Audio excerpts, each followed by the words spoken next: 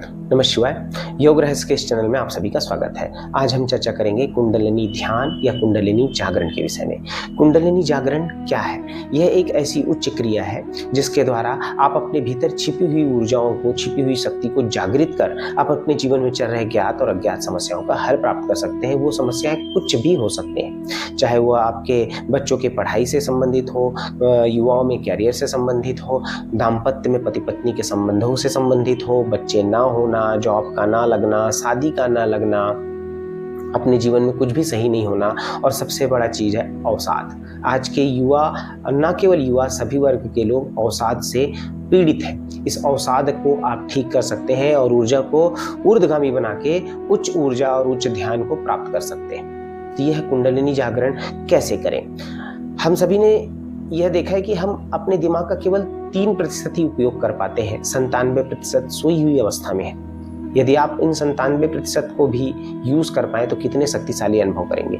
ऐसे ही ऊर्जा हमारे भीतर सोई हुई अवस्था में है, जिसका कुछ ही प्रतिशत आप यूज कर पाते हैं, बाकी सोई हुई अवस्था में है। जब आप इसे ऊर्जा को यूज कर पाएंगे, ऊर्ध्वगामी बना पाएंगे, ऊर्जावान कर पाएंगे, तब आप देखेंगे आप अपने जीवन में हर वो चीज प्राप्त कर पाएंगे, हर वो घटना को घटित कर पाएंगे जो आप चाहते हैं। अर्थात ऊर्जा और शक्ति कहीं बाहर से नहीं आ रहा है, आपके भीतर है। केवल आपको ज्ञान, वो संभावनाएं चाहिए जिनसे आप अपने भीतर की ऊर्जा को जागृत करें, अपने ऊर्जा को ऊर्जावान करें। तो इसीलिए अहम ब्रह्मास्मि की संज्ञा दी गई है। अहम ब्रह्मास्मि अर्थात मुझ में ही ब्रह्म है। इस ऊर्जा और इस शक्ति के ज्ञान को जानने के बाद आप उन सारी चीजों को अपनी ओर आकर्षित कर पाएंगे। इस ऊर्जा का वर्णन भगवान शिव ने माता शक्ति को किया, जिसके लिए तंत्र विद्या या तंत्र साधनाएं बताएगी। योग की विद्या भी इन्हीं में से एक है। योग की विद्या कभी भी स्वास्थ्य लाभ के लिए नहीं था, कुंडलिनी शक्ति को जागृत करने के लिए, अपनी ऊर्जा को अधोमुखी करने के लिए था, जिसे आज हम स्वास्थ्य लाभ के लिए लेते हैं। तो इस कुंडलिनी शक्ति को कैसे जागृत करें, ये कुंडलिनी शक्ति होती कहाँ है और क्या है, इस पे चर्चा करते हैं। कुंडलिनी शक्ति हमारे शरीर में ऊर्जाओं का वह स्वरूप है, या 72,000 नाड़ियों की ऊर्जा का वह केंद्र है जो रीढ़ की हड्डी के अंतिम छोर पे स्थित होता है। यहाँ पर ब्रह्म ग्रंथि होता है। इस ब्रह्म ग्रंथि में 3 मुख्य नाड़ियां, ईड़ा, पिंगला और सुषुम्ना नाड़ी होता है।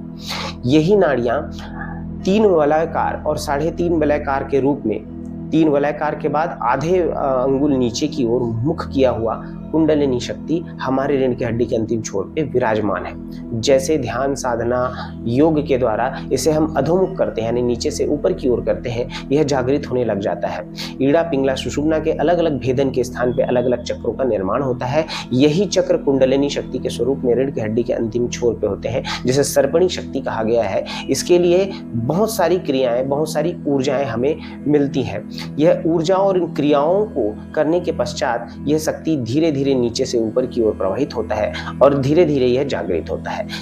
एक बार कुंडलिनी शक्ति अधोमुख हो गया तो लगातार आपको ध्यान करके इसकी ऊर्जा को धीरे धीरे बढ़ाना होता है। इस ऊर्जा को ही बढ़ाना, इस ऊर्जा को ही ऊर्जावान करना कुंडलिनी जागरण कहलाता है। इस ऊर्जा को ऊर्जावान करने के बाद, जागृत करने के बाद आप अपने जीवन के सारी समस्याओं का हल प्राप्त कर पाएंगे, ज्ञात अज्ञात सारी समस्याओं का निराकरण कर पाएंगे और धीरे धीरे ऊर्जा के उच्च स्तर को प्राप्त कर पाएंगे। हमारे 2 दिवसीय शिविर में हम कुंडलिनी जागरण की विधि बताते हैं। कुंडली जागरण योग के द्वारा, आसन के द्वारा, प्राणायाम के द्वारा, ध्यान के द्वारा, मंत्रों के द्वारा किया जाता है, परंतु हम इन सभी विधाओं के साथ साथ शक्तिपात के द्वारा भी करते हैं। हम 2 दिवसीय शिविर में शक्तिपात के द्वारा कुंडलिनी को ऊर्जावान करते हैं और प्रॉपर ध्यान और साधना से कुंडलिनी ऊर्जा को अधोमुख करते हैं। तो अधिक जानकारी के लिए आप हमारे दिए हुए नंबर पर संपर्क करें। कुंडलिनी जागरण से रिलेटेड जो भी जानकारी है आप हमें कॉल करके प्राप्त कर सकते हैं। इस वीडियो में इतना ही। आगे की वीडियो के लिए बने रहें। नमः शिवाय।